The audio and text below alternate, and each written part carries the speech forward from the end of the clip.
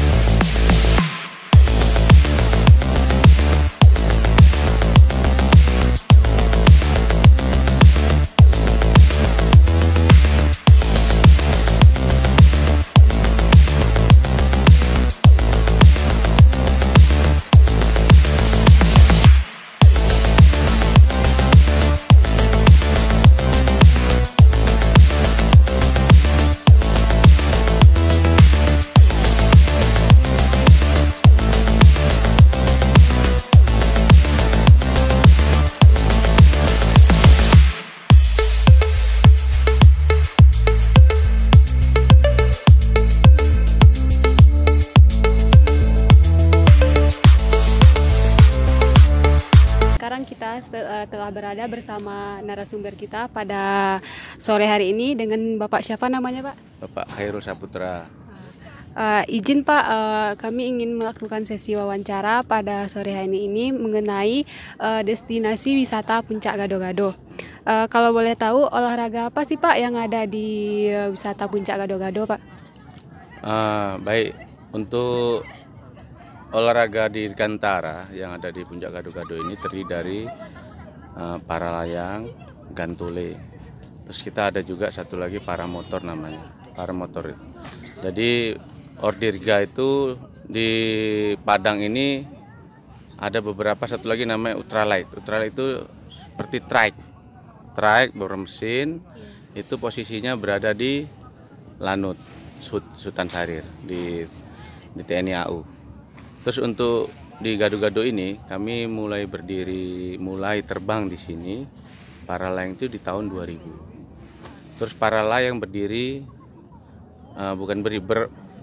pertama di Indonesia itu tahun 1990 oleh Bapak Gendon Sundano. Itu Bapak Gendon tuh berada dulu di Jogja di Parangtritis, pendiri pertama, penemu para layang di Indonesia. Nah, sebenarnya ada lagi banyak sebenarnya, aslinya itu Pak Gendon itu orang Gantole. Cuman karena ketemu payung ini, uji coba sama beliau di Parangtritis, ketemulah dengan para layang. Nah, di Sumatera Barat ini untuk para layang itu berkembang pesat. Dari mulai awal itu tahun 2000, kami terbang di sini itu tahun 2000 untuk bulannya kami tidak tahu. Sebelumnya untuk para layang itu berada di Puncak Lawang, tempatnya yang lokasi yang terkenal itu di Puncak Lawang. Tapi semenjak berkembangnya dari Padang, terus Painan, Payakumbuh, Solo, Batu Sangkar, Solo Selatan, dan Pasaman Barat juga ada, Pariaman ada. Di sini kita ada 13 venue di Sumatera Barat ya. Terus untuk di Gado-Gado ini mungkin yang di Kota Padang yang paling ya dibilang viral lah. Mulai viralnya itu di wisata para layang ini semenjak Covid. Nah, Covid itu karena mungkin orang tidak boleh keluar, dengan olahraga mereka lari ke sini. Kebetulan mulai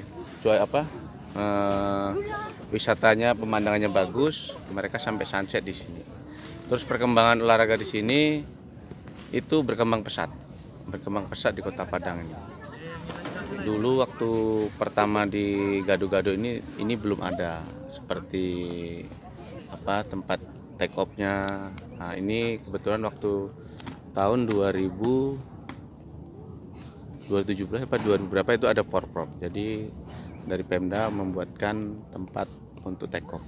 Nah, jadi kami di sini sebenarnya senang karena kegiatan olahraga sini banyak berminat dari anak sekolah, ada anak SMA, anak pramuka, terutama dari TNI AU, terus warga sipil juga banyak. Jadi kami sangat senang dan Padang ini masih sering berprestasi untuk olahraga para layang.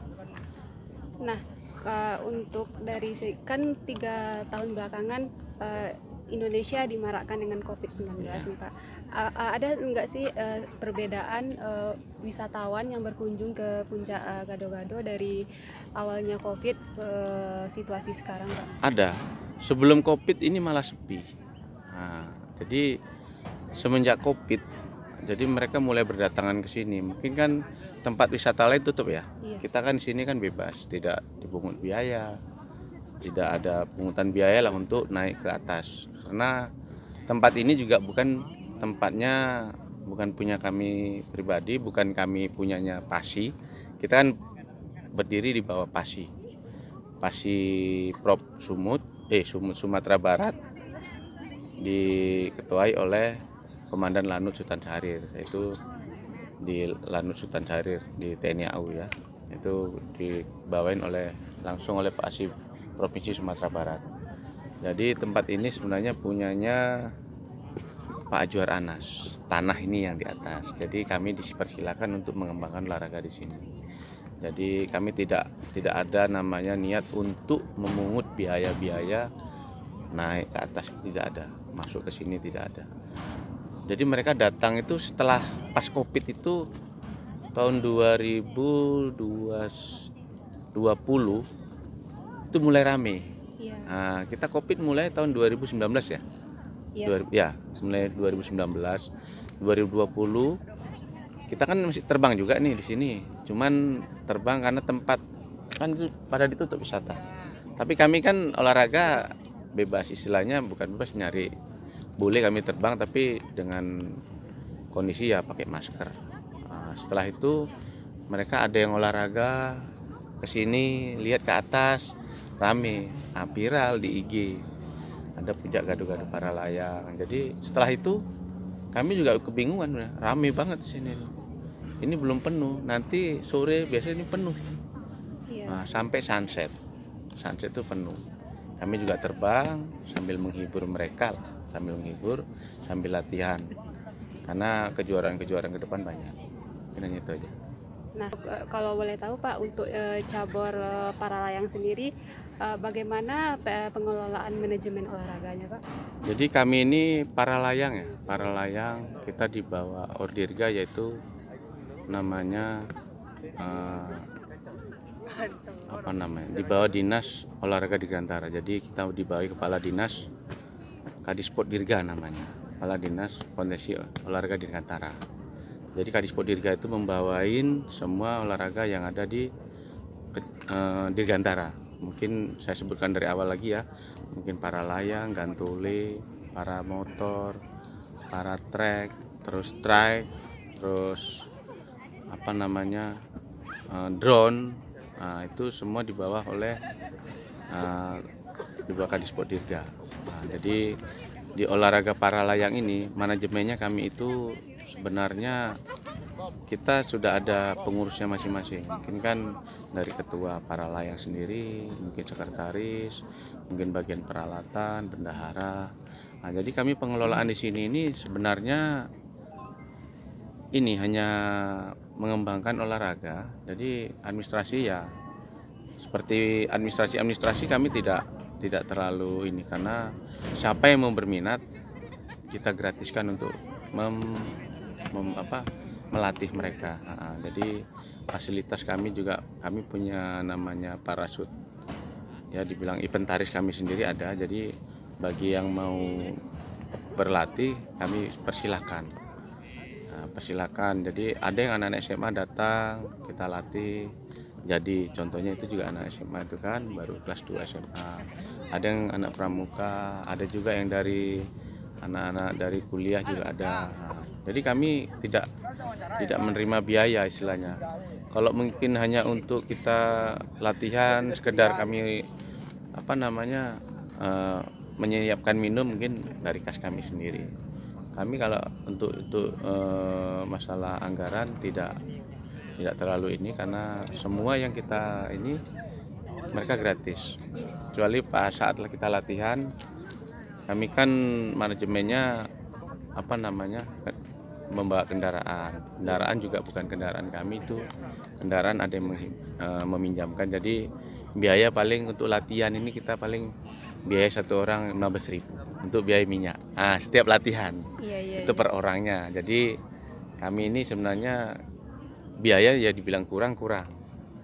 Kita ya dengan administrasi seperti ya, kalau untuk ujian ya, untuk siswa ujian, mereka ada administrasi sendiri. Kita datang instruktur, kita latih, nanti diterbangkan, berapa kali terbang, diuruslah lisensinya. Kita mempunyai lisensi sendiri, ada lisensi untuk terbang. Jadi semuanya itu tidak tiba-tiba terbang, seperti itu. Dapat saya tangkap dari kendalanya mungkin dari segi biaya salah satunya ya Pak ya. Apakah ada kendala yang lain dari pengelolaan manajemen para layang ini? Kalau kendala kita sementara ini tidak ada, hanya kami istilahnya bekerja sama, istilahnya saling membantu. Apa yang kurang kita bantu. Ada yang istilahnya ya kalau dibilang kurang fasilitas untuk kendaraan ya kita alhamdulillah ada kendaraan dipinjamkan gitu kan dari ada namanya Pak Kandris, jadi meminjamkan untuk diserahkan ke Pasi itu jadi untuk kegiatan para layang juga gantole, jadi kegiatan Pasi fasilitasi mobil. Nah, jadi kalau untuk kekurangan ini sebenarnya banyak, tapi kami dengan itu kami tidak putus semangat untuk latihan. Tetap kami ini, kita kan pernah dari Sumatera Barat kan mendapat emas kemarin dalam PON. Nah, itulah kami dengan latihan dengan apa adanya tapi bisa menghasilkan. Oke Pak, terima kasih atas waktunya. Terima kasih banyak Bapak telah membantu kami dalam sesi wawancara pada sore kali ini. Terima kasih banyak Pak. Ya.